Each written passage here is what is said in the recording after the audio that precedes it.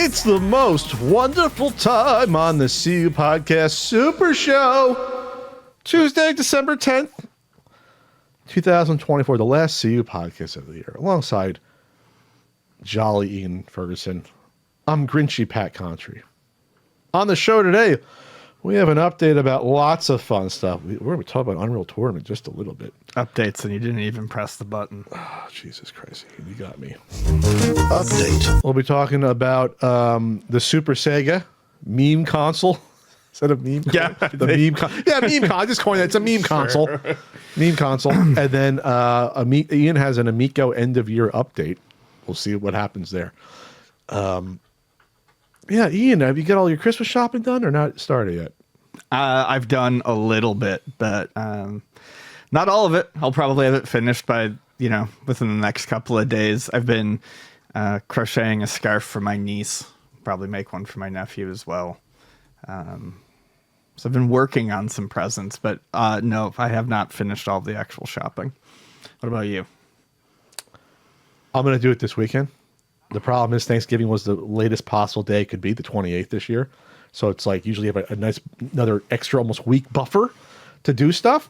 And I've been pretty busy, so I'll do the shopping this weekend for the family, which amounts to mostly gift baskets at this point. It is what it is. Wine baskets for my sister. Yeah. Things like that. Yeah, the late Thanksgiving kind of screwed me up. I mean, I just finished the last of my leftovers like 4 days ago. Granted, Really? That's stretching it pretty far because Ham pretty keeps- much everything was gone the next day. But I made ham and navy bean soup that lasted me until a couple days ago. Ian here was nice and invited me over. That was fun. I'm a good party guest. I brought the desserts. Yes, Sprouts makes a good pie. they sure do. Very reasonably priced pies. They do like 6-7 different pies. I should have bought the pecan as well. I brought cookies. I was like, I don't want to do 4 desserts, but I almost The did 4 cookies, desserts. the cookies were good. Oh, you were in there. I was into those cookies, and then Ian's a good chef. He's a good cook. thank you. He's got to learn how to put the food down and eat though. But he was don't. running around, Yep. sampling probably while you're going. Oh yeah, no, that's the problem. Like if I'm cooking a Thanksgiving dinner, I've been cooking since probably 10 that morning, and I'm constantly grazing and picking at things. How did I not bring back any mac and cheese when you had a ton of it? I brought back. Oh no, we did not have a ton of mac. wasn't a ton left? Well, it went quick. There was no mac and cheese leftovers. Really? I thought Yeah. there was half a pot left after I was done. I took no. seconds. I took a healthy second serving. There was I'm starving now. there was lots of ham left over because I always buy a huge should've ham. took But ham. that ham was I was proud of that ham. I immediately regretted next time not getting ham. I'm bringing back ham. I did a peach balsamic glaze, and it slapped. I'll be honest. The salsa man was really good for the tri-tip. Thank you. Tom actually asked me for the recipe for that the other day, So and kind of a little smokiness to it. yeah, it was just I roasted all the vegetables, and then I used your basic salsa veg. It was tomato, onion, hot peppers, garlic. I roasted that all, but I added a canned chipotle pepper. Okay. And like a tablespoon of that sauce to it, so that gave it the smokiness. What did Pat do recently? Well, I filmed Flea Market Madness 50 with Frank, and it's 9. Why'd you shake your head? It's just a lot. It's a lot of flea market madness. 15 years. That's average only 3.5 a year. But Okay. Remember, at one point I was doing like 6 a year. Yeah. At one point I was doing like NES Punk 1 month, next month Flea Market Madness. I was doing like that. I guess I lost track somewhere in the early 30s because Early 30s was like start of the pandemic, I think. Yeah. 2019. that explains. Then why I got a lost lot of track Magic it. Spoons. So when I got a lot of Magic Spoon sponsorships, I was doing it like every other month. Right. For like a year. And then remember my hard drive crashed, and I had like 5 or 6 that I lost. Because I'm pissed because a couple were really good and one had Frank dancing a lot. You got to get a good Frank dancer. So here's the thing. 50 is going to come out this weekend. I'll say around Saturday. I wanted it out this past weekend, but things happen. I'm old. I can't work as hard as I used to. I have logistic stuff on my other business. My mini empire has a lot of things going on, and some things don't fire the way they're supposed to, I'll just say. Ian knows all my pain. So, not saying it's the last one, but if it is the last one, going out with style. I'll just say that. I'm not going to give away too much. Okay, there, Ian, stretching out the old spinal cord. My back's still crappy. I'm just stretching. And on the Not So Common podcast with good old Alex, we talked about like what the legacy of Flea Market Madness kind of is, and he told me some things that are somewhat profound that I didn't sort of realize, that a show like that came out 15 years ago, when there really wasn't shows like that. Yes. In the first years, kind of helped start a foundation of a lexicon for this sort of stuff, in terms of like how these videos are, how you speak about finding these things that didn't really exist for game collecting before that. And I didn't really realize, as he was telling me that, I'm like, I'm just sort of a goofy guy going to flea markets. And then he got into a little bit deeper in that, and I was like, oh, okay, I don't like pat myself in the back too much, but like it might have had a bigger impact than I thought when you take some of these things together, like all at a piece. But I'm too close to it to realize it. But people enjoyed the show, and we looked at the numbers that they've done, and going back to some of the older episodes, you're shocked by how many views some of the older ones got. Hundreds of thousands of views. I wouldn't be shocked by that. So that's like staying power. And to this day, if I upload a Flea Market Madness, it'll probably get the most views out of anything versus even a Pat the NES Punk video. People just like that whole searching for games things. And I understand, I thought Chris Kohler posted on Blue Sky, which I'm now on Blue Sky at Country Code. He said one of the reasons people like the shows like that is that, they like being in the hunt for things when they cannot be. Mm-hmm. And I also remember people saying, I like watching your videos because I live in a part of the world we don't have that. We don't have flea markets like that. We don't have a place where you can find these things. So I think it's a combination of all this weird things that goes into, you stir the pot in stirring it, like that goes into why Flea Market Madness is so memorable to some people. So for that, I thank everyone who's watched it. And obviously Frank has added a lot, even though Frank wasn't in, the first couple of them. Was in the second or third, but then obviously after he showed up, he's a fan favorite. And when he doesn't show up, people are saying we're not watching unless Frank's in here. So, I don't disagree. Frank makes things more. It's more interesting to bounce off a person. Yes, versus, it always is. Versus a lot of these shows are just. And now we've evolved to now people that resell and flip games do videos that get lots of views, and people like watching that. It's part of. I'm not saying it's part of the Hawk Tour whole thing, but it's a whole thing about grabbing the bag. We like people grabbing the bag by going to a Target or Walmart and seeing things marked down for 10 cents, new games that are being cleared out, to buying it so they can sell for $10 online. That's a thing now, though. I don't necessarily agree with it or think it's entertaining, but that's a thing. Yeah. That happens now. I don't know if you've seen any of those type of videos, but they exist. I don't get them, but yes. But that's the whole thing about chasing the bag. Mm-hmm. Flea Market Madness, you're chasing the deal. That's the difference. Sony's chasing a new handheld. Kind of, maybe. Probably. Maybe. It's just, I think it's too early to tell. But there has been word going around about Sony potentially getting back into the handheld market with a system that can play PS5 games on the go. Microsoft also said that they were kind of looking into that, although I don't think Microsoft or Xbox brand will. I think if the consoles aren't doing great, or they will, what Microsoft I think will do is not make a handheld game system like we're thinking of. They might make something like the Steam Deck.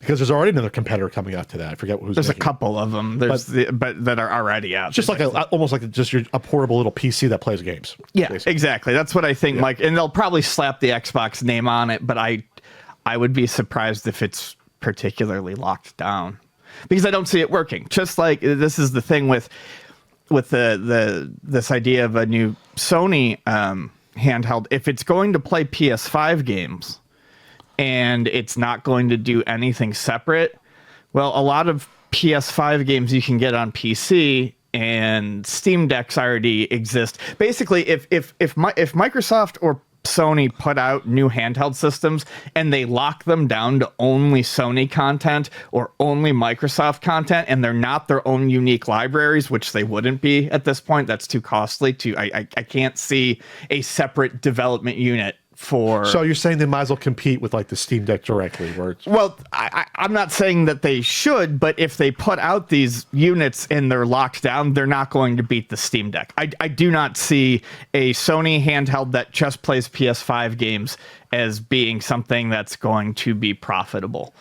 I can't really see it being any more profitable. I don't see that market existing anymore. It's shrinking. People rather have their Steam Deck where they can play Xbox and Windows stuff and whatever else they can throw in there. And just like always with these portable systems, I think people are always going to default Nintendo to Nintendo in the portable space. Sony has made, good attempts at it, and I liked the Vita and the PSP, but I just feel like it would take a lot to get Nintendo out of people's heads when it comes to portable video games. Sure. Yeah, according to this Verge article, well, everything's from Bloomberg, so Bloomberg is usually fairly accurate with their sources on this stuff. Originally, it says that the PlayStation Portal was reportedly originally intended to work as a standalone device and not just to be like a streaming thing. That's interesting. But I don't know. You're right. Maybe I don't know if they have the stomach to try something like this and it fails spectacularly. I don't know if they could handle that. Especially since like the PS5 Pro, I don't know if that's blowing people out of the. Well, and with so my other thing though, thinking about it is like I don't see us going back to a time where, video games probably will at some point because this is untenable, but we're at a point where these video game companies and developers are working longer on less games. Yeah, and I don't know that it's software. Sell more software. I don't know that there's, a company out there that could be like, okay, we're going to dedicate this many people to making only games for your handheld. And I think that's kind of part of why Nintendo had to go the route with the Switch, where it was a portable and a console, because... Well, I think this would be a console as well. They realized that we can't split out games anymore. Well, no, it would play console games. Yeah. Yes. No, I know. That's what I'm saying. You can't split it out anymore. Sure. And I think that's why Nintendo went to the console handheld route, because it streamlined the library. Sure. And I just don't think we'd ever ever replace two consoles at once, or two platforms. Yes. 3DS and the Wii U. So yeah, I don't see where this would work or take off in any meaningful way. Sure. Well, we'll see. They can probably cancel it or come out in flops, as they are wont to do. We have some Unreal news. The GOAT arena shooter. Probably like one of the original ones at the same time, I guess, that thought of the concept. Unreal Gold and Unreal Tournament are now free. This was from a tweet. Of course, it's a tweet because Epic didn't put out a press release. From Vincius Mediro 6, Unreal Gold, which is, remember, that basically the gold is like the director's cut. It has everything extra. Unreal Gold and Unreal Tournament 99, which is the original, can now be downloaded for free. Epic Games just gave the old Unreal folks permission to host installers for both games on their website. It'll install the games and the old Unreal patches. I don't know what those are. I have the good old game ones versions. Maybe it's the same thing. To make them run on modern systems. Yeah, it probably just means the most recent patched version. So remember what happened when I got on my soapbox a year ago when they decided to delist them all, and then they made the 2007 one free and multi-platform, which that did not do that well. 2007, because some people didn't like it, because 2004 they felt was like kind of perfected it, and 2007. By that point, I was a little bit older. And, it was like I didn't have the time to play them. That's why I didn't play it that much. Right. But 2004, 99, I played a ton of, obviously, and obviously the original Unreal. So I just think it's funny that this huge company decided to delist these when they could have kept them around. And now you can just download the first versions of both regular Unreal and Tournament for free. I just think it's weird. It doesn't make business sense to do that. Right. Versus just advertising, hey, we still have these classics around. 2004, who knows what's happening with that, because now that one's not available for free. You have 7 and 99, and no one cares about 03 for whatever reason. It's like a half upgrade. 03 gets forgotten by everyone, including me. But 04 now, you can find it, you can download it and play it, but at least there's a good way to do this. At the same time, Ian, Secret Level is almost out. Yes. We should have almost waited to talk about it. I think it premieres tomorrow or tonight. When does it premiere? The 10th or the 11th? Yeah, I mean, there's not much I can say about it. They released a couple of trailers. I don't like to watch. I want to see what it is without going into it. I know the Pac-Man one looks freaking weird. Yes, they released trailers for like Mega Man, which looks how you would expect a Mega Man to kind of look. I mean, it's in the ballpark. It's acceptable. You can recognize that it's Mega Man. It's a little boy wearing a blue robot suit. And then I'm on the Amazon Prime. What? Enter codes. I just want to what? I just want to see the preview. Okay, this is enough. Anyway, they're selling gear about it. They're selling gear for it. Okay, they're selling T-shirts and a secret level controller on Amazon Prime. Anyway, the Pac-Man one, Ian. If someone's life was on the line and you said, "Guess what video game this is?" No one would have guessed it was Pac-Man. I mean, no one. It's closer to Legend of Zelda than Pac-Man. I'm not even kidding. When you see the trailer, it's like an Oddworld, Abe's Exodus looking guy running around a forest with a sword, and it's like a fantasy thing. And I'm not even going to rewatch it. I want it. This is like in my head what it was, and I think are you rewatching it? Yeah, I was just taking a look at it. Yeah. So the early reviews are not great for this that are out for Secret Level. It says, well, it has all the bad trappings of an anthology series, and yeah. So, but here's the point: they're doing an Unreal Tournament one, so I gotta support it and watch that. When does it premiere, Ian? Secret Level premiere. December 7th. No, the first 8 episodes are now streaming as of today. Oh Yes. shit! And then the rest. Shit. New episodes released on December 17th. Should I pause the podcast and watch Unreal Tournament? Because I didn't know that. No. So which 8 are out right now? I don't know. Is that on? Variety says it's dull. It says uninspired snooze. Oh, geez. Variety, your source of Hollywood news. The 15th episode of Anthology gives audience a short snippet into several beloved franchises, including Pac-Man, blah, blah, blah. But despite the vastly different titles, its monotonous storytelling will do little to entice hardcore fans or viewers who know little about the various universes. Oh, some of these are 7 minutes? They're only 7 to 7. These are short. That's what I would. That's what I would have minutes? expected. I would not have expected anything long, not from these. 7 minutes, Ian? It's an average. That's like a Tom and Jerry episode. Oh my God! If Unreal Tournament's 7 minutes long, I'll throw something.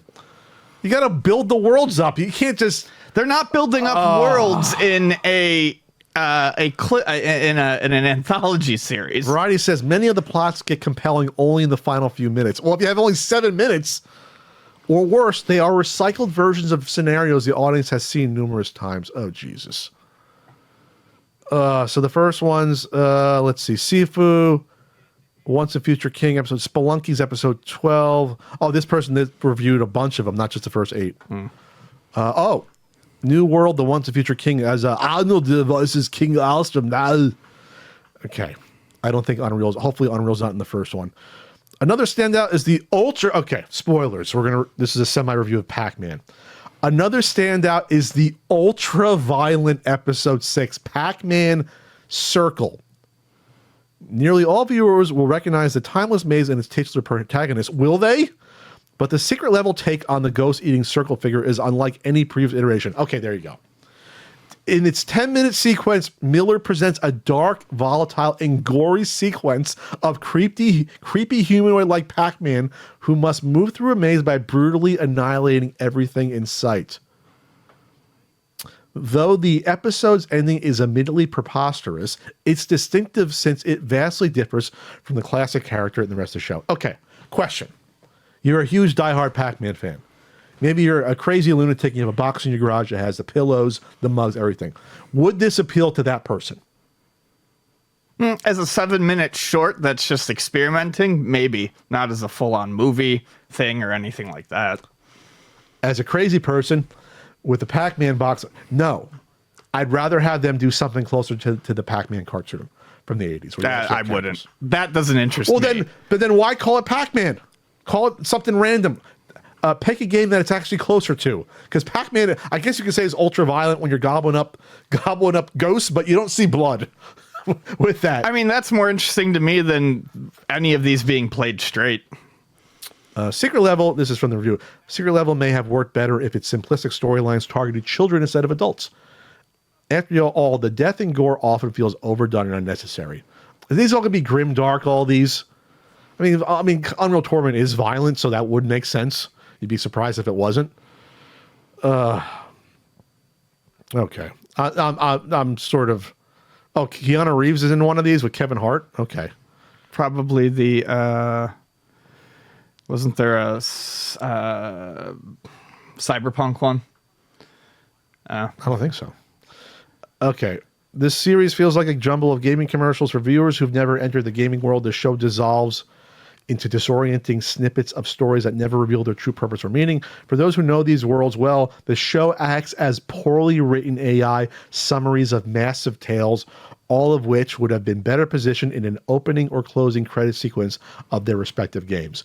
That's kind of damning, because now I kind of know that what they're going for. Mm-hmm. Like, these are going to be like a small part of a world that we just throw you in real quick. Mm-hmm. We don't have time to build a narrative up or even have real character arcs, and we just pull you back out of them. It's like, wow, you're in the world for 10 minutes, and that's the appeal, versus telling an interesting story. Thumbs down, but I'll have my full Unreal Tournament review next month for that. But speaking of that, 2 Unreal Tournament skins are available in Fortnite. So I guess this is a way they're promoting the show, because I don't think they've ever had Unreal Tournament skins ever in Fortnite before. So, not that I'm aware of. So there you go. I just think it's almost like the laziest way Epic could promote it.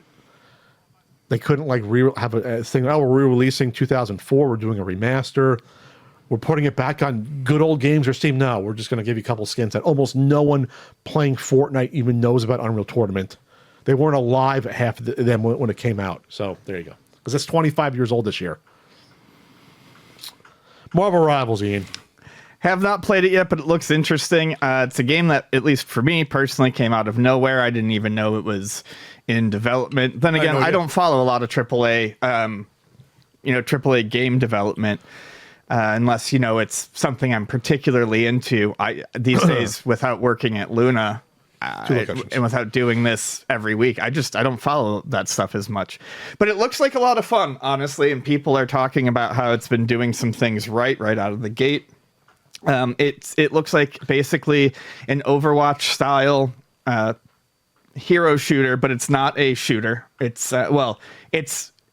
third person, not first person. And while many of the characters have projectile attacks, one of the things that people say stands out is there's like 7 pretty much solely melee focused characters right from the go. And people like the dynamic because they... In other hero shooters where, there's kind of an established meta, you can take some of that to any new one, but if you've got melee characters now, that starts to shake things up. Well, different play styles, different combos of teams, things like that. You can think about, plus superheroes, a lot of them just have melee attacks.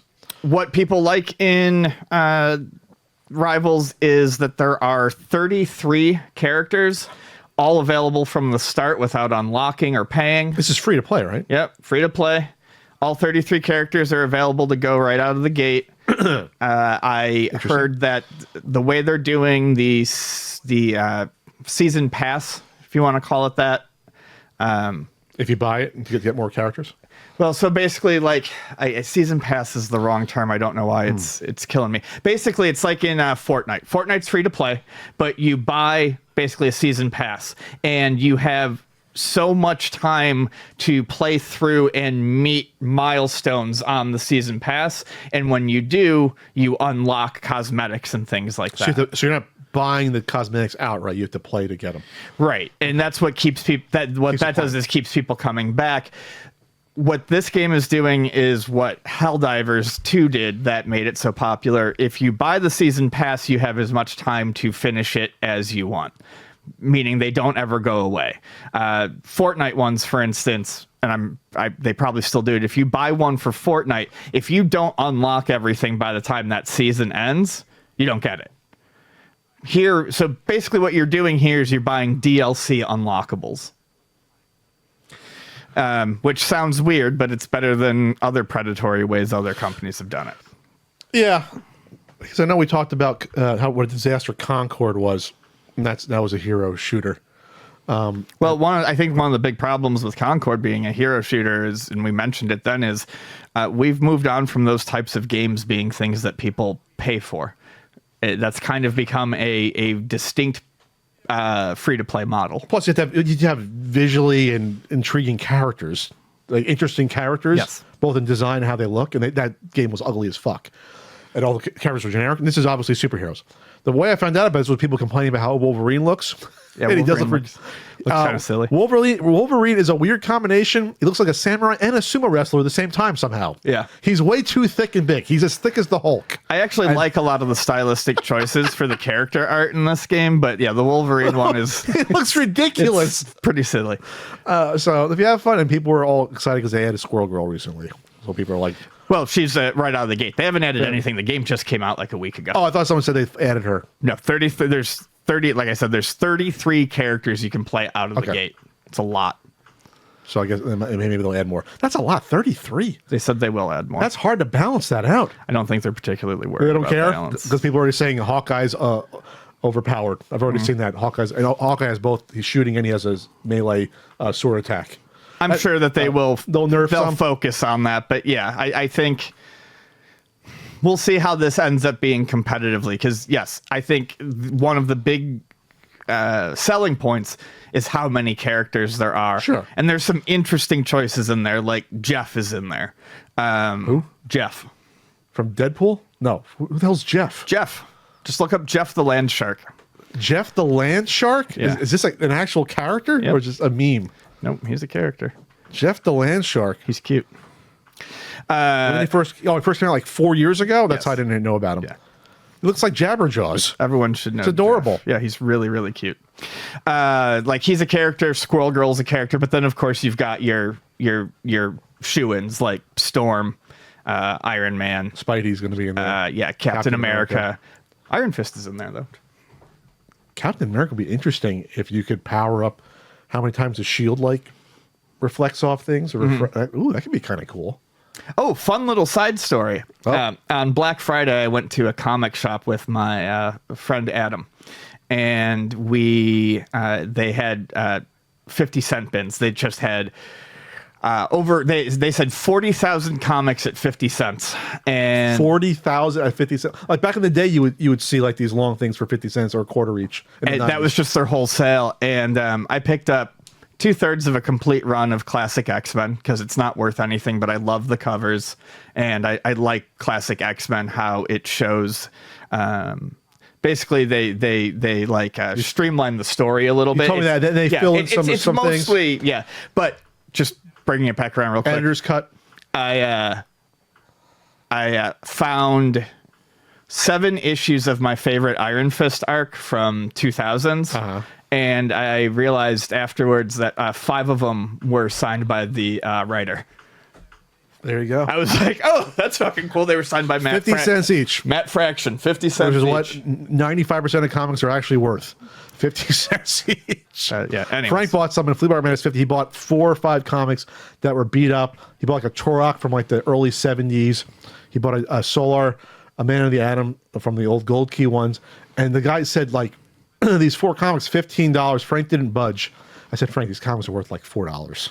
Like, these are not key issues. These are not in great shape, and he didn't care. I was like, okay. The guy was looking at these comics over like these were important comics, and I'm like, these are dollar comics. I felt Frank didn't care. He doesn't like to haggle. He wants them to not want them. Watch Flea Market Madness to find out more about which ones. This weekend, I'll premiere it like on Saturday. Flea Market Madness 50. I'll do a premiere on YouTube. Ian won't be there, but we'll be fine. You know where I am right now? Where are you right now? Sitting here, getting ready to promote UltimateNintendo.com. Pat streams on Wednesday nights. Okay, get a YouTube membership. Hey, this is the last before the holidays. You want to stock your stuffing with CU Podcasts and Apple pins. Ian doesn't know how to make money. RBI baseball stickers. Sure. N64 book behind me. Digital and physical version. Super Nintendo book there. NES out of stock. Stop emailing me about it, please. I'll do a new edition at some point. That's a lot of work. At ultimatenintendo.com. Get in early. There might be a promo code later on at the end of the intro. I might for the books, for the N64 books. Yeah, and I'll be looking at Christmas commercials. Always fun. Every Wednesday. And I stream. Twitch.tv/ContraCode, and Ian streams on Thursday. Twitch.tv/Pixelsicle. He's DJing. He does the DJ thing. Yes, I do the music. I lurk every once in a while to see him bop around. I do bop. He doesn't know I'm in there. I do bop. Zack Snyder wants to embrace AI. By the way, before we get into that, Supposedly the Watchmen animated one that came out is really good. Oh, It's like it took us 3 iterations to get this right. They did the live action movie, which he messed up. They did the audio version, which is like weird because it's one guy doing all the voices. They should have just did like a real cast, a voice cast, like a radio show. Yes, and this is a real animated version that is not 100% faithful, but from what people are saying, I'll just say this: it has the squid ending, and it builds up the squid ending, and that's all you need to know. That this is the best version of it. So I have to watch it. I feel like that's like the only Blu-ray I ever would buy. Would be they broke it up into 2 parts, parts 1 and 2, and they build in the Tales of the Black Freighter into it. They weave it in. Oh, interesting. Which the movie never did. Huh. Nor the audiobook. I don't think. No. The audio version did do it because that was more like reading everything down the line for the most part. But supposedly it's very clever in its small changes, but it's pretty much what you want to watch. But Zack Snyder wants to embrace AI. Thinks filmmakers should. He sure does. He's less bombastic in this interview. Basically, he's an old guy who's been swayed to AI, and Ridley Scott kind of was too a little bit. I think a little bit. Let me see. What it comes down to is he doesn't say anything particularly interesting. He says that it should be used as a tool, and people need to stop being afraid of it. And if you stand on the sidelines, you're going to be left out. And this is supposed to be the kind of middle of the road take that some people use when it comes to AI, being like, well, it's dumb to, make use of it to, do all of this, but we can use it for this, or we can use it for this. And frankly, I'd prefer to have it just out of there. Like, he talks about using it to take shots inside a house that's on fire because cameras can't go there. But that doesn't make any sense, because then just make it... Then hire a CG artist. Right, exactly. What he says does not make sense. We were already doing this. Creating shots which are otherwise difficult to access is a chief example of where AI can be useful, Snyder said. AI doesn't care if a house is in fire or if it's on Mars or whether it's underwater. All the things that might cost a filmmaker a lot of money to shoot are, to the AI, no different. Just use CG. And this is where it comes down to they just don't want to pay people. It's cheaper. And that's why I find this take kind of insidious, is because it's always cutting someone else out of a job. AI's not doing anything brand new that couldn't be done before. No. And AI replacing CG would just be an absolute nightmare. Oh, it would look awful. Yeah. It would look terrible. Yep. Because all AI is doing when you tell AI to shoot this fucking film inside a house that's on fire is it's scraping prior CG projects that did the same thing. Sure. It's not like AI just knows how to make a fucking it's not AI's not magic. Yeah. Things go. It has to learn on things that exist. You're getting the chewed up and shitted out version of the CG that most people pay for. This quote really annoyed me. Every single person has a pretty good movie camera on their phone. Yet we don't have, right this second anyway, millions of awesome movies being uploaded out of people's pockets. Because not everyone's a filmmaker, Mr. Snyder. Yep. And you barely are one at this point. After fucking Death Rebel Moon, wherever the fuck it was, part 1 and 2, that was slammed by everyone. And that seemed like that was AI. And there's like an R version and a PG-13 version. Like, it's kind of crazy. Enough with Snyder director cuts, especially when it comes to Netflix, because you have control over what you're releasing because it's not coming to screens. Enough with the gimmick. And that was like fucking AI slop, because it was like, oh, we're mixing Star Wars with Lord of the Rings, and we'll just throw it all into a bag. And that got not good reviews. I'm not going to go on the Rotten Tomatoes. Fuck it, I'll go on the Rotten Tomatoes. So that's insulting. Zach, why don't you hire a real writer? I'm not saying you did AI for Rebel Moon, but it looked like it. AI doesn't care if a house is on fire or if it's on Mars or whether it's underwater. Neither does CG artists. They don't care. They're paid to do that. I'm friends with a world-class CG artist. And they would say when it comes to AI would be good potentially just to do a rough concept of something, but you're not going to like use that as a final. You'd be like, oh, it can kind of look like present it as a proof of concept, but then you actually got to do the real work on it. Right. You can't just say this is what it is. Like, that's the only thing it'd be useful for. Like, this is what it could look like in theory, but this is the shit version of it. Because I don't want to work 3 hours to mock it up. So here's the house on fire, but then I'm going to actually do all the work myself if you approve this, proof of concept. Like that's how it, to me, could make sense to use. Several videos, this is from the IGN article. Of course, Tim Burton called AI-generated art very disturbing. I didn't know this. Wizards of the Coast was forced to issue a correction after claiming it didn't use AI for some Magic cards when it did. For some Magic the Gathering art, and it actually did. How? That's funny. Oh, this looks like AI. No, it's not. Oh, yes, it is. How do you not know that? No, I think it's the other way around. I think they said it was AI and it wasn't. No, the article says claiming it didn't use AI when it actually did. Oh, okay. So they did use AI. Yeah. So, and people probably called it out on it. Got it. And then voice actors saying it's inevitable but dangerous because they're already using actors' voices on their shit projects and all this AI garbage, and they're suing. So, all right, well, that's funny, and that's fun. Sony came out. We're the 30th anniversary of the PlayStation. Well, fives and zeros. Fives and zeros. At least in Japan was 94. 106. They updated their PS2, which came out in 2000. Right, 160 million PS2 sold. So they upped it a bit from where it was last. You surprised by that they would punch it up? I don't know how. I don't know how they upped the value, because it might be just been consoles shipped that we produced and not actually bought.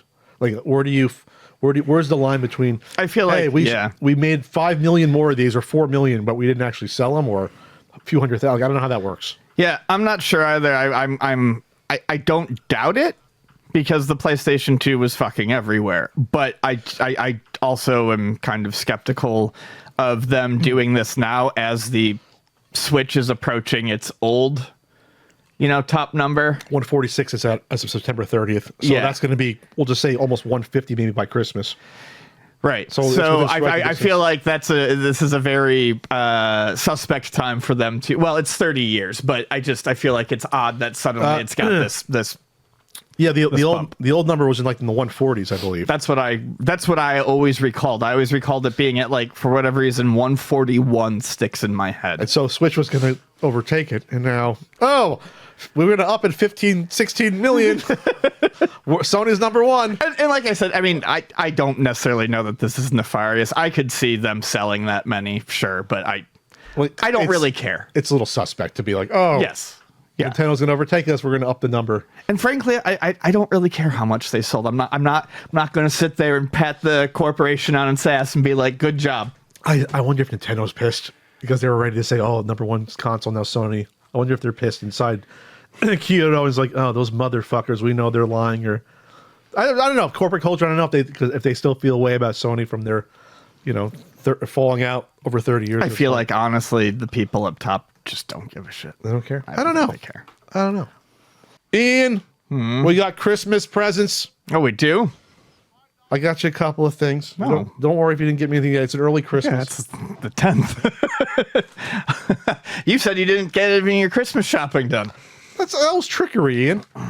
Okay, before I give this to you, keep in mind I did not know how these size before you open it. Okay. I think you'll like it. I do. It's a Kirby beanie. I like it very much. That's great. The question is, will that fit on that melon you have? I have a big fucking head. But I think it's supposed to be tighter. I have a real big fucking head. Well, take off your headphones to see if that fits. I think that'll fit. If not, you got a niece or nephew. Yeah, that fits fine. It fits great. That's a beanie. It's a beanie. You're adorable, Ian. Oh, thank you. That's gift number one. I like that. That's comfortable. Thank you. I think of you. You're a Kirby guy. Get you a Kirby gift once a year. I do, though. My head is so huge. But it's a beanie. I think it's supposed to stretch. Yeah, it is. That's the benefit of beanies. All right. Second, I saw that. I was like, oh, God, this is for 8-year-olds. One size fits all. Well, give me the beanie. I'm going to show the beanie off. Give me the beanie. I showed it. No, I'm going to show a little beanie action. Look at this cute guy. Yeah, it's adorable. Ooh, an ornament. Ian almost broke it. It's not just an ornament, Ian. It's a keepsake from Hallmark. It's a keepsake. I didn't know it was going to slide out of the package. Oh my God! But it's awesome. What's really so? You want to say what it is? Yeah, it's Snoopy, and he's skiing. And this is awesome because I actually have a Snoopy ice skating ornament. I know that. I kind of knew that. Yeah. So this is great. There, it's a keepsake. You put on the tree. You can put on a shelf. We set it up. We decorated our Christmas tree last night, so this will go on the Christmas tree then. I knew that as well. I'm Yeah, you psychic. did. When You it comes to Hallmark gifts, there you go. We're not done though. We're not done. We have gifts from good old Toy. We like Toy. Oh, we do. Toy, if you don't know, is responsible for good call-ins on the show. We did voicemails. They did the nice Unsolved Mysteries opening. Yep. And most famously, did the animated Tales, produced the animated Tales from the Game Store segment with Kinya Kinya. That was good. So this is a gift from them. I had to look at it to see what it was at first because I'm like, one came in a gigantic box, like an LCD TV box. I saw that. And you're like, what is that? Yeah. So this is first yours. All right. And there's a letter. First of all, this is like a fucking bomb package. Look at this fucking thing. Yeah. And the envelope, my name on it. What are you, the Zodiac? All right, so I'm going to read the letter. That's a Bubble Bobble t-shirt, right? Yeah, that is. I love that. Dear Pat and Ian, or is it Ian and Pat? Do you all take turns on who was first? That sounds dirty. Hope you all got what you wanted this year, and if you didn't, here's my attempt to add to your Christmas cheer. I will now explain the gifts. Ian, I imported this gift all the way from Japan. It's awesome. Then I saw you actually went to Japan. So I hope this brings back some memories of your time there this year. It's a Japanese Bubble Bobble shirt. Show it again, Ian. Come on. In the Japanese size of large, which means that a large American child could fit in it. That might be a medium. I can fit in That's that. a medium, I think, here. I can fit in that. I think you'll be okay if not. Find a large American child and make his week. Bubble Bobble is one of those games I see and I'm like, yeah, Ian probably plays that game while cooking up a chili or typing up a fanzine. I have played a lot of Bubble Bobble. They were out of Ivan Iron Man shirts, Pat. No shirt for Pat? Come on, Toy. Pat, it's me again. Your gift and Ian's too. We're going to fight over this one. Is a lovely framed photo of our favorite Kumite champion, rendered by Kinya Kinya, the animated Tales from the Game Store artist. Believe it or not. Oh, that's excellent. Hold that up for everyone. I'll put it with the thing. Believe it or not, Van Damme was once interviewed in the early 90s where he said the exact phrase you see on the picture. Reading Pat's Nintendo books and catching Ian on the podcast is completely necessary. Signed, Van Damme, the Fred Astaire of karate, who is doing a split, listening to his Walkman or MP3 player, holding up the Super Nintendo book, one foot on the stack of NES and Super Nintendo guidebooks and N64, and a CU Podcast arcade holding his other leg up. It's just wonderful. And it says a completely necessary Van Damme cameo. It utterly confused everyone in the 90s and was thought to be the result of head trauma. But we know it to be the truth, which is ever strange in fiction. There you go. Please keep up your podcast efforts. When is the CUP? I finally got it. Haha, good one. Mini arcade releasing. Have a holly jolly wonderful time Toy and Kinya Kinya with their logos on there. That's awesome. Thank you so much. Thank you. That's great. He sent the proof just in case this didn't arrive in time. It's so cool. A completely necessary Van Damme cameo is on the bottom there. I think that deserves a we spot. can hang it? Yeah, I think that deserves a spot in the Thank studio. Thank you, Toy and Kinya Kinya. Thank you. That's very cool. This is I love the blue marble frame. No, I do too. I was going to comment on that. This is about 18 inches by 14 inches or so. You want to say, or by 12? I love the little engraving too. The box this came in, Ian saw, was like 4.5 feet by like 3.5 feet. Yeah. Or bigger than that. It's big. It was crazy. But, it's important. So there you go. Well, appreciate that. I'm going to edit this into the podcast. I'm going to splicey it in for you. The question is, who gets custody? You want to keep it here? I think you get to keep it here on the wall. Because I didn't get my own T-shirt, Toy. It's a good group gift, and we'll get to admire it every time we record. We all know cats are picky. I am too, especially when it comes to caring for cats. We've gone through a ton of cat litter over the years, and the best for us, by far, is Pretty Litter. And here's why. Pretty Litter's non-clumping formula traps odor and moisture. It's ultra-absorbent, it's lightweight, low dust, and 1 6-pound bag works for up to a month. And this really gives me peace of mind. Pretty Litter changes color to indicate early signs of potential illnesses in cats, like urinary tract infections, kidney issues, and more. And if that wasn't enough, Pretty Litter ships free right to my door. I never run out, I don't have huge kitty litter bags taking up space, and even better, I don't have to lug those huge tubs from a store and into my house. Pretty Litter's amazing. You have to try try it. Go to prettylitter.com/CUP to save 20% on your first order and get a free cat toy. That's prettylitter.com/CUP to save 20% on your first order and get a free cat toy. prettylitter.com/CUP. Terms and conditions apply. See site for details. This portion of the CU podcast is brought to you by Tushy. 'Tis the season for uncomfortable family dinners. Now is the time to upgrade your only escape hatch from the table by installing a soothing, refreshing bidet in your bathroom. Let me tell you about the bidet, Ian. It changes your entire ecosystem of your life. You go in there, you turn the little knob, you get that shot of water there to clean you out nice. Rejuvenating. You use a lot less toilet paper, you feel cleaner, it gives you a pep in your step. Right now, Tushy Bidet is dropping deep discounts on bidet life essentials that'll transform your bathroom habits and your butt for life. Now's the time to back away from boring gifts and dirty habits to save on a luxury lifestyle upgrade you'll use every day. Washing with a precise stream of fresh water removes 99% of bacteria compared to wiping with toilet paper. And it's easy to use. Sit, do your business, and then turn the knob for a refreshing stream of clean water. Once you're done, simply pat dry with toilet paper and get on with your life. People who have made the switch to Tushy use up to 80% less TP. No more clogged toilets. Save your money and your ass at the same time. And every Hello Tushy bidet comes with a 30-day hassle-free return and a 12-month warranty. Give the gift of practical luxury that benefits everyone in your household. Go to hellotushy.com/CU podcast now to grab your deal before it's gone. And don't forget to give us a shout out while you're there and let them know we sent you. Go to hellotushy.com/CU podcast for the best gift this holiday season. Ian, God, the Super Sega. You know, after we covered the Super Sega, I thought it would be one of those things where, you know, this would be a slow death that Alejandro Martin, the person running this supposed FPGA Sega console that runs everything from the SG-1000 to Dreamcast, it would just like all these red flags, it would just disappear. They would just, the snakes would just go back into their hiding spots. Nope. No, there's been almost too many videos to cover that have been released for this. Yeah, they had one less than interesting where it shows the CD tray.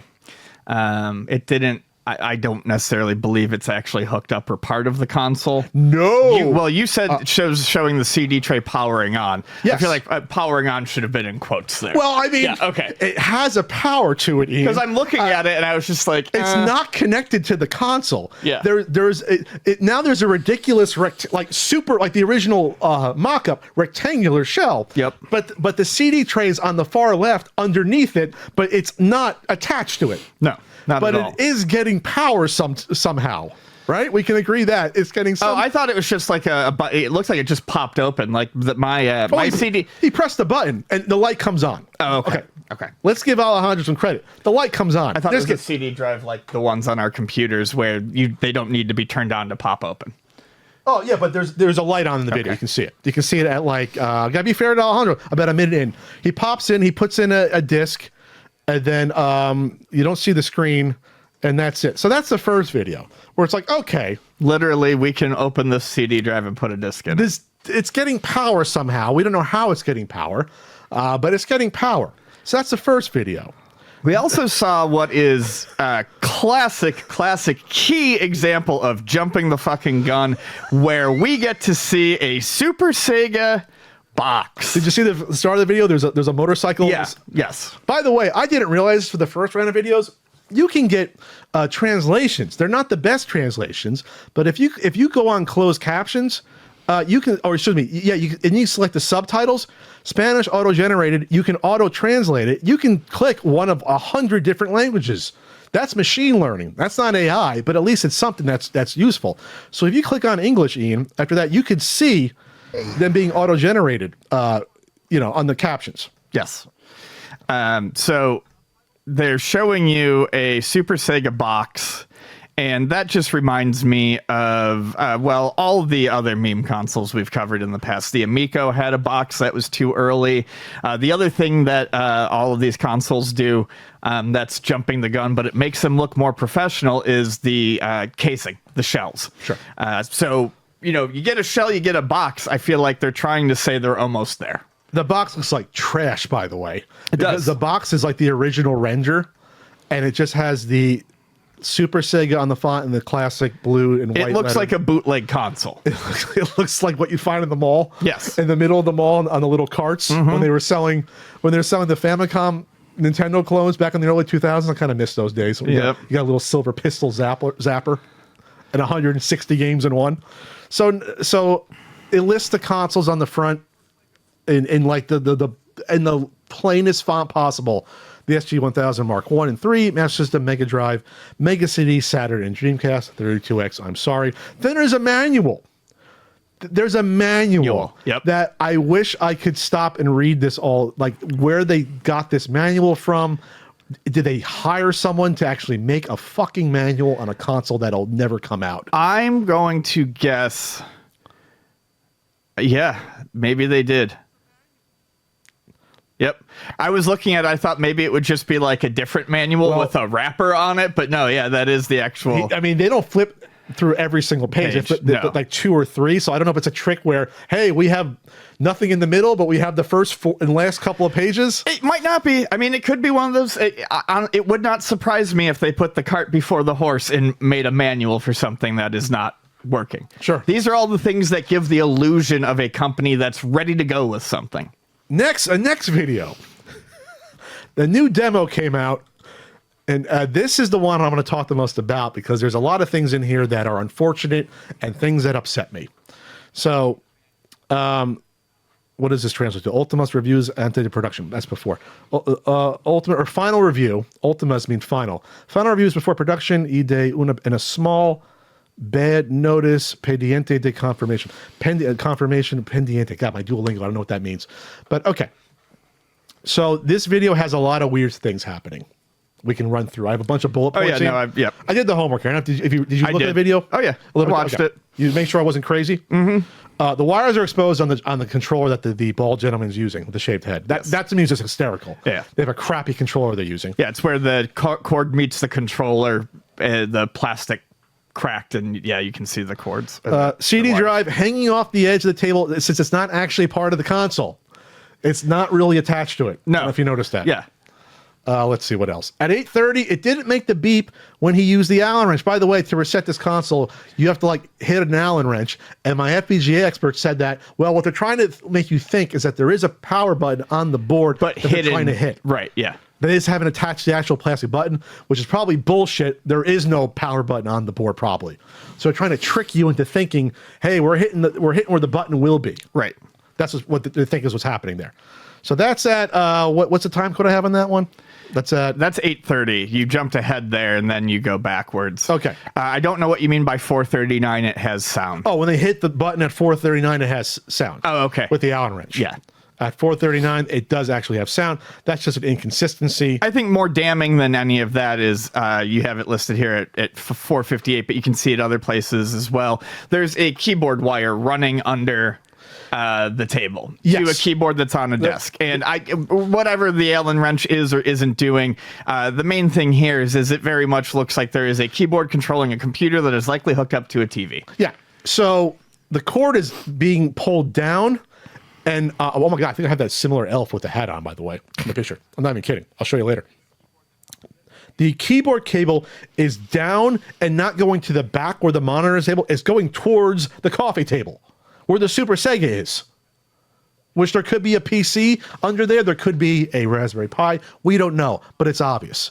And it changes positions between shots. Yes. The keyboard. Did you see that as well? Mm-hmm. Why would that keyboard change position between shots? We're analyzing this. Like if you're going to move it, you're going to move it completely. You're not going to just like shift it around a little bit because you're using it. That's why. We're analyzing this like the fucking Zapruder film now, but we have to because we don't trust this. 602. You can hear the Allen wrench hitting the board, but then the sound comes out like a half second after. So you can hear it like hit the board, not a button. You can actually hear it like hit a click. Right. That's a small thing, but you know. 14 minutes. I'll make sure I remember exactly what's happening here because I wrote this like 2 weeks ago. Again, I remember this is someone else. So this is again. Is this the same guy just with a hat on? No, it's a different guy. This is a more damning thing to me than some of the other stuff. Again, it's always the hardest thing for them to show, and it should be the easiest. anytime they show themselves putting something into the machine, the system, and then showing it on the TV screen, it's a cut. Yes. There's either a cut live, which they got called out on that one video from the last time we talked about it, or there's a distinct difference between they're looking and then they're looking. So whatever's going on in the background, whatever button is being pressed to bring something up, we don't know. Sure.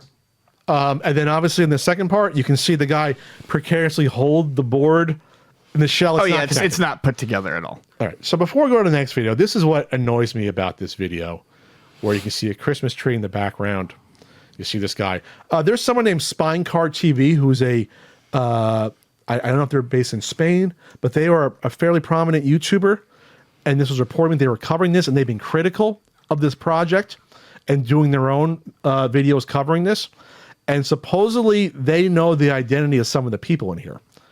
I put a link there at 42 minutes in. So this has been told to me that either this person stated it, and I'm not saying it myself to be fact, but it was told to me that the man in this video is Alejandro Martin's brother-in-law, and that the blonde woman that did the weird promos was his sister. That's what was told to me via that Spinecard TV, or another source had that. All I know is this. Besides these individuals, there's a young girl running around in this video in the background. Mm-hmm. I'm not trying to get on my high horse too much when it comes to these things, but I don't know how much. Obviously, the little girl does not know what's going on. She just wants a Merry Christmas. Mm-hmm. But this man and the blonde woman, I do not know if they know that this is likely a scam. I do not know if they know how bad this appears to the internet and people like us. And to put them in your video and to tell them to try your little hobby project, and they don't necessarily know how that video is going to be used, that's disgusting. To make them basically accessories to a fucking scam. Well, I feel like, I'm not going to give them an entire pass. I feel like to sit there and do that video where you're playing the games on it and dropping the Allen wrench is going to require a deep understanding of how much this doesn't fucking work. Okay, I'm trying to give them a benefit of the doubt. Maybe I wouldn't. Family members that were roped into this, but then having if this is your niece show up in the video and having them being in a video that's going to be rightly criticized by the internet, I don't know. It's hard to think of people being slimier than what they are already, but it's fucking slimy, Ian. It's slimy. I'm just saying, I don't think that, especially the brother-in-law, I don't think he's innocent at all. Oh, sure, but then leave the kid out of it, sure. Leave your kid out of it. There's a poor dog on the outside of the Porsche looking in. Poor doggo out there. All right, so that video is really bad. Then there's another one. Another video with, they say there's no cuts on here. I swear to God, there's only one or two more fucking videos. Starts with super shaky cam. There's another Allen wrench thing going on. I don't know. Now the Allen wrench is going to the back of the TV. Oh, well, look. We start the video not seeing anything really on. We come up, everything's on. I just think it's funny that these same 3 fucking cartridges are always inserted into this console at the start of these videos. How difficult, Alejandro, would it be? One shot, console. Here's the SG-1000 cart going in, and you see what happens. Here's the Master System going in, and you see what happens. And here's the Genesis one. Yeah. That would be simple if it actually worked like that. So I have a question mark. Powered by USB from TV? It's the wires going back there, I think? Yeah, you can power the Nintendo stuff from the USB on your TV. That's not that weird. Okay, that's not that weird. No. No PC is visible.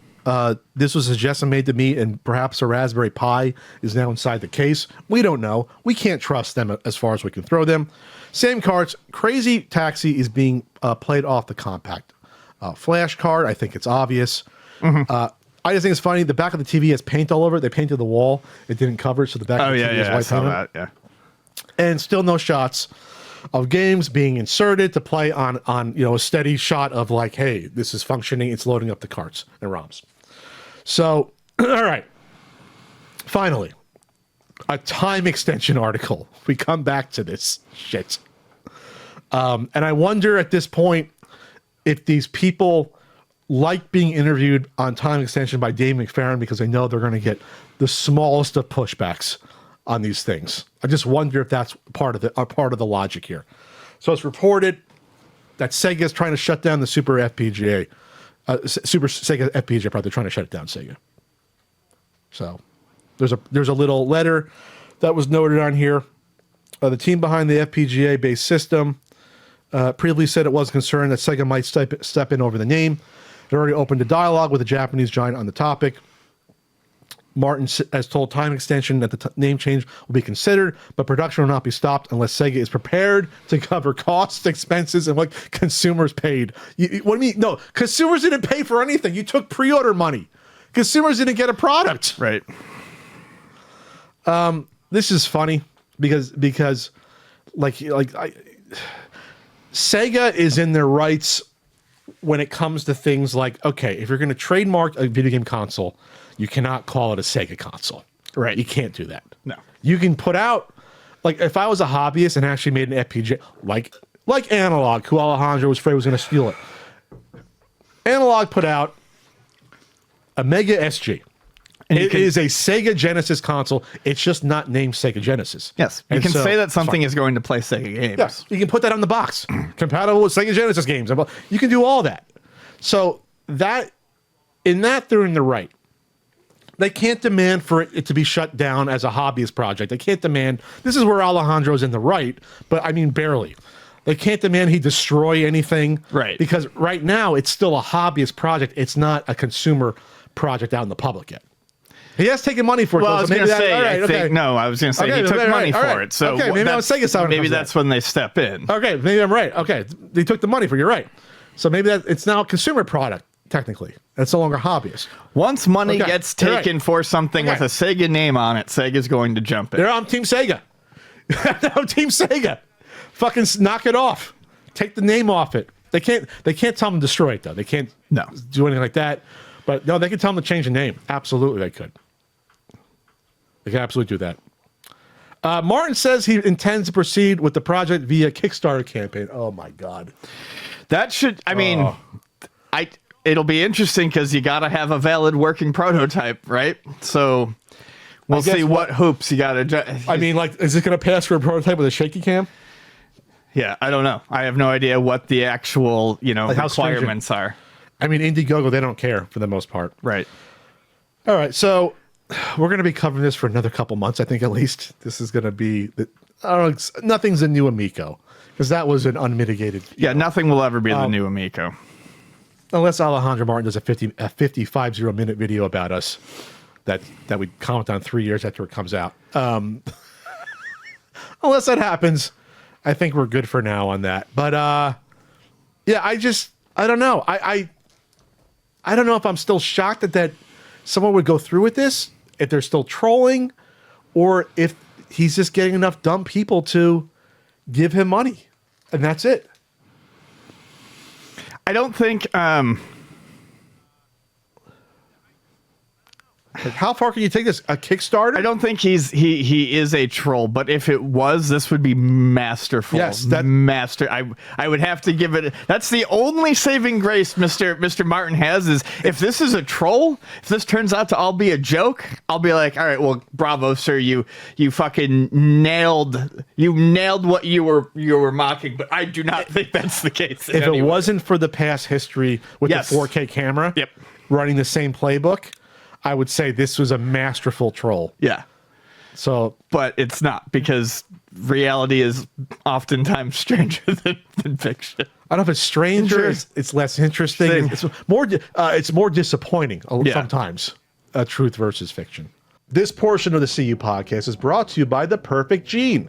The air is frosty, my schedule's packed, and my fridge is stuffed, which means one thing: 'tis the season for the perfect gene. Stretchy enough for second or even third helpings, soft enough to go full couch potato, and stylish enough to wear to every holiday gathering. The perfect jeans are, well, perfect for all your winter activities. Is this holiday magic or just a really well-written ad? Maybe it's both, but seriously, these jeans are something special. Perfect Gene has saved 400,000 pairs of jingling bells from suffocating in stiff, uncomfortable jeans. These jeans jeans will be your MVP for the holidays and are so cozy you might forget you're wearing pants at all. Plus, they'll keep you looking sharp for every invite that lands on your calendar. Between holiday shopping and endless parties, the last thing you need to stress about is finding jeans that fit. The Perfect Jean makes it easy with 6 fits, waists from 26 to 50 and lengths from 26 to 38. Whether you're a short king or towering at 6 foot 5 inches, rocking a relaxed fit or holding onto your skinny jeans, the Perfect Jean has over 5,000 combinations to keep you looking and feeling great all season long. And I love these jeans. I was very skeptical about a stretchy jean when we first heard about them. I didn't think they were going to be for me. I wear them literally every single day now. I've worn them going out on a date, hanging out with Frank, going to the movies, going shopping. They're the most comfortable jeans I've ever owned. It's finally time to stop crushing your balls in uncomfortable jeans by going to theperfectjean.nyc. Our listeners get 15% off your first order, plus free shipping, free returns, and free exchanges when you use code CUPodcast15 at checkout. That's 15% off for new customers at theperfectjean.nyc with promo code CUPodcast15. After you purchase, they'll ask you where you heard about them. Please support the CU Podcast and tell them we sent you. F your khakis and get the perfect jean. Ian, speaking of disappointment. Yeah. I was we haven't talked about the Amico a lot because there's nothing going on with the Amico. The Amico is, basically dead as we know it, but there is still a small dedicated group of people that still seem to tout it and look forward to it. So a couple of things that were said to be done by the end of the year that are not. Finnegan Fox is still not available. Oh, no. On the console, despite multiple announcements from John Alvarado talking about it going the lead engineer going into beta testing. But as everyone really knows, beta testing means he flips it on and checks for a couple of bugs. His kids check for a couple of bugs. The people who he had testing on Amico units never did any actual testing and never played the games for more than 5 minutes for most of the part. So Finnegan Fox, not out. The other big one that I think we all knew was bullshit immediately, except for the true believers, is that there was that weird... We thought it was weird at the time when the roadmap was released that all of a sudden they brought back the Amico controllers were going to be out by Christmas. Okay, I had the roadmap in front of me from the Intellivision Amico. Remember, it came out in April, the roadmap for the rest of the year. They were going to test the controllers in the summer, and then the controllers were going to be ready by December. Available to public. So manufactured goal summer, goal Christmas. Available to public. The testing in the summer, but on store shelves by Christmas. Dubious claim.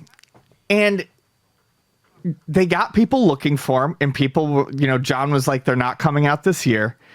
And this was just an unforced error on their part, because I don't think people were like clamoring for the controllers. Those appeared, I remember being very shocked when they appeared on the roadmap.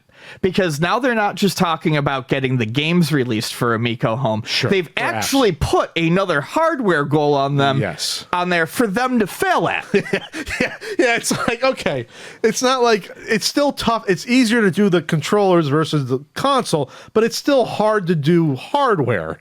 It's still difficult to manufacture hardware. It's like tying your shoes together on purpose and then running. You're setting yourself up to fall. This isn't like a Hyperkin aftermarket Super Nintendo pad with 8 buttons. This has motion controls and a vibration and a crappy LCD screen. You could have gone to AliExpress and looked up any plug and play USB controller and slapped the word Amico on the top printing, and you could have had that. But no, you decided out of nowhere that the controllers were coming back. You're actually right. If they got like some PS5 third-party shitty controller that had some motion thing, you could tilt it and said, "This is our Amico controller."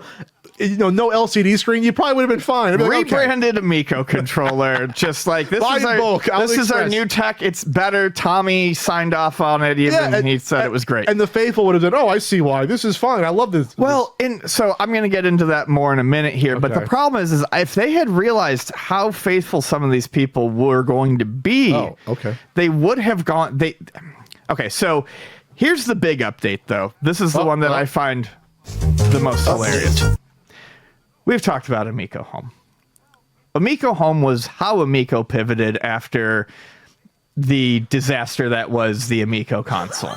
Tommy was out of the picture. Phil Adam was updating once every 6 weeks, 6 months when he wasn't, vacationing somewhere. And Amico Home was what they were going to do to kind of just like salvage it. It's an app that you download onto your Android device that you then go into. You start the app up. That's the Amico Home app. The app is the console. Okay, the app is the console. Inside that app, there is a store where you purchase the Amico games that are for sale. I think there's like 4 of them right now. I think it's like Missile Command. I'll look it up while I talk. I can get back on there. So you download those, then you fire it up, and you whip out your second phone we whip out something. All right, because everyone's traveling with 2 phones to start the controller app. Okay. So 2 apps. So, to give them credit, in theory, you could like run one on a tablet, the Amico Home, then have a phone. Well, sure, but 2 mobile devices. You still need 2 mobile devices, Yes. which is fucking ridiculous. Okay, let's go. Okay. Because you can run games on a tablet and just use a controller. I mean, Yeah, but we're not being reasonable. We're being Amico, not even Intellivision more. They gotta think outside the box. right. So we universally panned this, and everyone else did too. Everyone's like, "This is really dumb. Why would I want to play a cell phone quality game for $15 that I have to download 2 apps for?" And it's absurd. Why overcomplicate this? Update to the controller app, 3.5 stars, 12 reviews. Wow. Let's see, Amico. And the whole year, they kept talking about how it was in testing for iOS. It's in testing for iOS. Amico Home's coming any day now. Despite the fact that anyone who knows even a little bit about online stores in the Apple ecosystem knows that Apple wasn't going to go for that. Apple does not want you to have your own store within your app. Yes, they want to get as much of the 30% as possible by selling. They want you to buy directly from Apple. So we not knew this was that was the whole fucking Fortnite lawsuit. Yeah. And shit like that. Mm-hmm. And Microsoft, yeah. So Microsoft was separate, but yeah, they had their own lawsuit. Amico Home is in review for the iOS. They stated 5 or 6 days ago. Here's the thing from John Alvarado. This is on the Intellivision Amico subreddit. The cat is out of the bag. I had to publish at least 1 game to be able to test the function of buying a game from the Amico Home shop. That testing happened yesterday, and I've submitted Amico Home for publication review. On iOS. Yes. Once that is approved, I will submit the rest of the games, and public launch will follow once those are approved. Okay. On iOS, the Amico Home app is not required for the games to connect to the Amico controller app as is required on Android. Meaning, the Amico Home app is useless. You just download the games and then you play them on the controller with the controller app. So you still need 2 mobile devices, but you only need on iOS, you just need the game and Amico Home. So right now, you just need the game, and then on the other controller you need the controller app. Okay. You don't need to go into the Amico Home app to do anything, but they're going to release it on Apple anyway. So right now, Ian, on iOS, I have to look up Google Play Store in a second on what's available right there for the number of games. I think Astro Smash is the only one that's available on iOS right now. So it's separate. It just says Amico Astro Smash. Yeah. Buy Intellivision, we get because they don't. I'm not narking you, but Atari should not allow you to use the Intellivision name anymore on these apps. By the way, you're marked Intellivision company on this, and you don't exist anymore.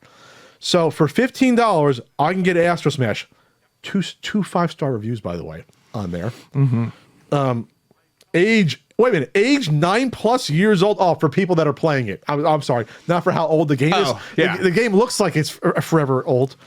Protect Earth. Also, Astro Smash can be played by a fucking 5-year-old, a 6-year-old. Protect Earth from mysterious asteroids by blasting them to pieces. Required 1 or more additional mobile devices running the free Amico controller app to act as a wireless game controller over a shared Wi-Fi network. The game itself has no on-screen touch controls. Why couldn't you add them as an option?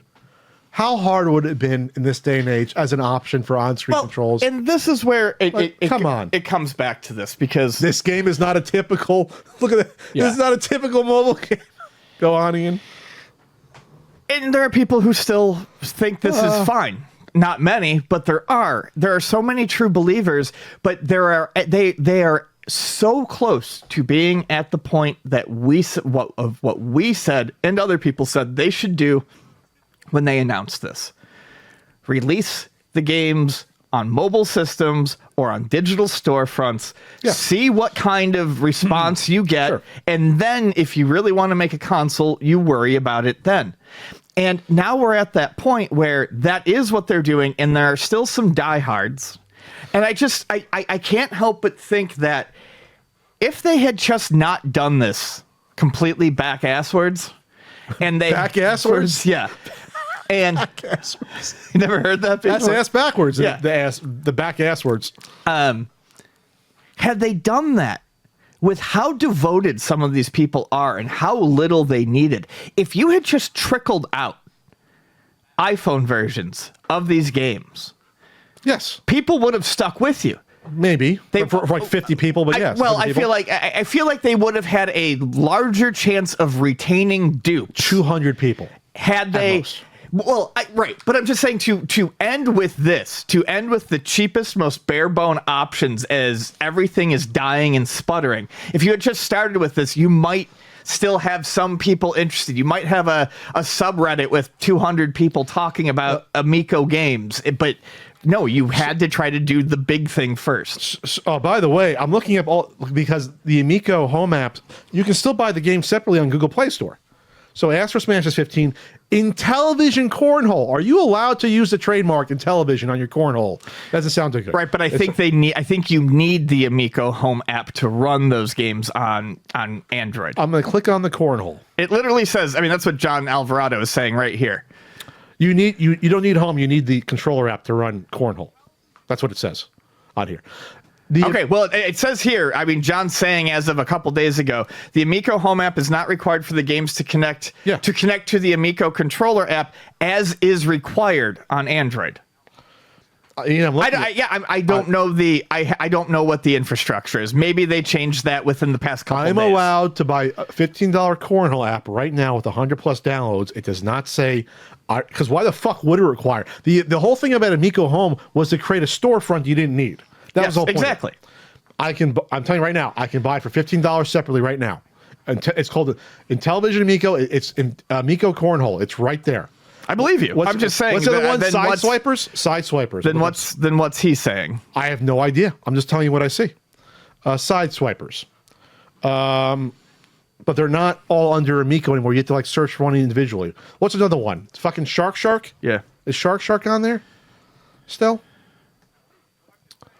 I'm sorry, I see 70 other ones named Shark Mania, Hungry Shark World, Hungry Shark Evolution that are probably, way better.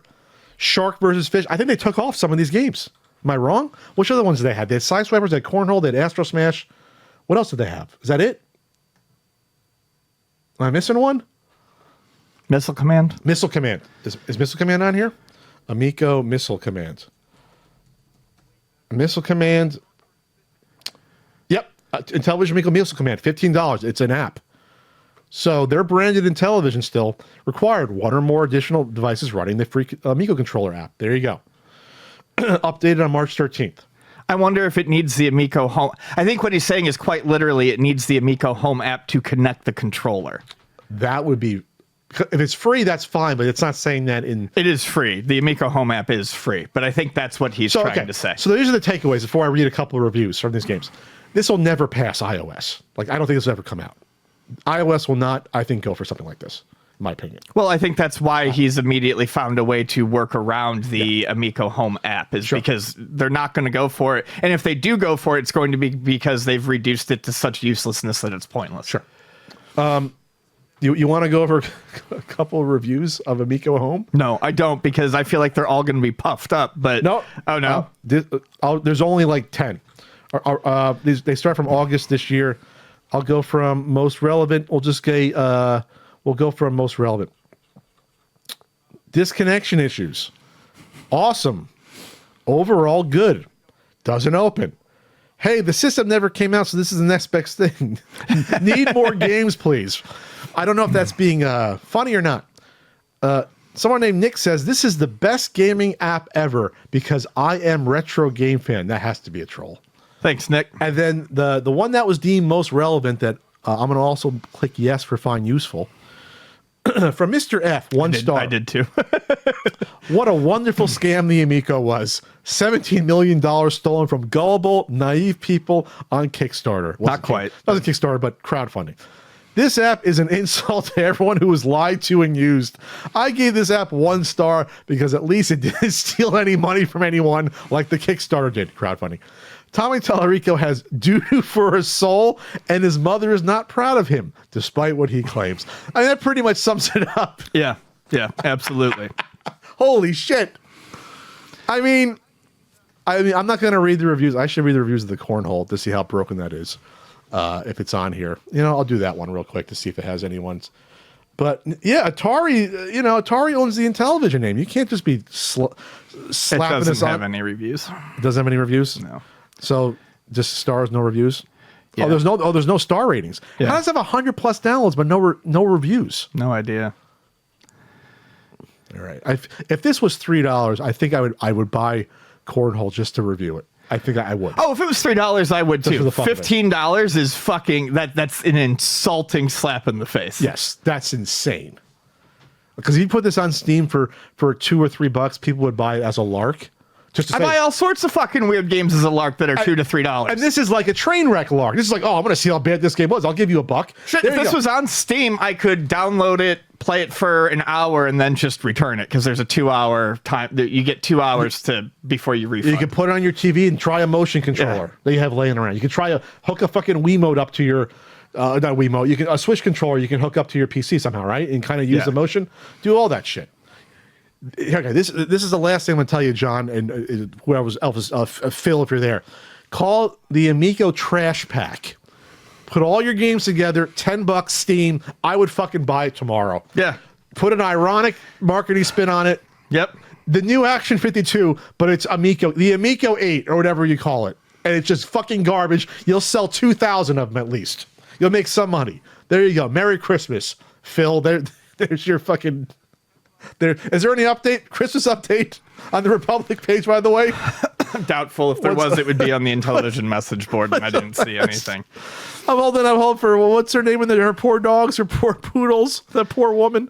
I also feel like we're finishing up this topic, but we've squeezed all the juice from this. Everyone has. I don't go to the Amico message board. I'm sure they're all nice Subreddit? fellows. The subreddit, but I only go maybe every 2 months now, and it's to kind of concentrate any hits into one pump, so I get that rush that I used to get. But I don't. It's all weak sauce, and it's not their fault. There's nothing. There's nothing. We're not going to get anything more than this. By the time John finally stops responding to some of these dweebs and just hangs it up, I don't know. The last review was almost a year ago, December 22nd. Review or comment on Republic? Update. The last update was December 22nd, 2023 from Phil Adam. Amico end of year update. I almost feel like reading some of it to see where they are. Dart Frenzy now available. Look up Dart Frenzy, see how much it costs. It's $15. Dart Frenzy. That was so there is like 5 or 6 games. But when you search Amico, they don't all come up. So it's bad SEO. Yeah. On Google Play Store at least. They don't come up. $15. Any reviews? No? Any No. star ratings? No. How many downloads? Like 50? 50 plus. No star ratings. Jesus. So Missile Command, Dart Frenzy, Amico, more coming. Amazon tablets, a great choice. That's right. Comments are closed. What are the last reviews of this? Real quick before we go. What are the last reviews? There's 1,900 reviews of this Republic crowdfunder. 1,900. I cannot sort by I think the last. Oh, that's weird. One. 1,900 reviews. That's not how many comments. That's people that fucking invested in this piece of shit. I keep hitting show more, and you see $1,000, $2,000, $10,000, $1,500. All this fucking money just gone. $8,000. These poor fools. I feel so bad. They didn't know who Tommy was or how bad this was. At the time of the pandemic and many being at home, this product will be a welcome activity for individuals and families, and for a certain sector will bring back old school feel of better days gone by. $2,000. Fucking burned up. You should have just burned it for warmth. All right, that was fun. Well, that's the end of that. We talked about meme consoles. We had a good time. We talked about meme coin on the a meme editor, a time extension. a meme coin. You can hear us talk about that on the bonus. You can hear us talk about the Hawk Tua gal, Haley Welch. That's her name. Yes. At patreon.com/CU podcast. Oh, we're gonna spit on that thing. Oh, the times we have. All right, I gotta edit this turkey. All right, everyone. You have a good holiday. I gotta go finish a scarf. You've got to edit this. And we'll talk to you next month. Toodles.